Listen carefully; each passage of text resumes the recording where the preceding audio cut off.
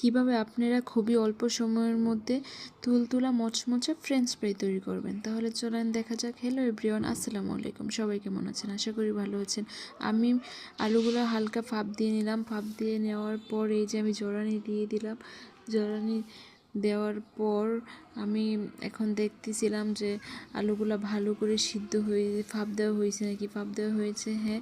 এখন আমি 2টা ডিম ফেটিয়ে নিলাম। 2টা ডিম ফেটিয়ে নেওয়ার পর আমি হালকা এটার সাথে ময়দা মিক্স করলাম। ময়দা মিক্স করলাম পরিমাণ মতো। আপনারাও চাইলে ময়দা মিক্স করে নিতে পারেন। ময়দা মিক্স করে নেওয়ার পর আমি যে ভালো করে ফেটতেছিলাম হাতে, যাতে একসাথে 2টা মিক্স হয়ে যায়। মিক্স হয়ে যাওয়ার পরে যে আমি হলুদের গুঁড়া দিয়ে দিলাম, মরিচের গুঁড়া দিয়ে দিলাম, হালকা একটু বেকিং পাউডারও আমি দিয়ে দিলাম, যাতে আলুগুলোর সাথে মিক্স হয়। এই যে আমি বেজে নিচ্ছি। বেজে নেওয়ার পর আপনারা তো বেজে নিচ্ছি।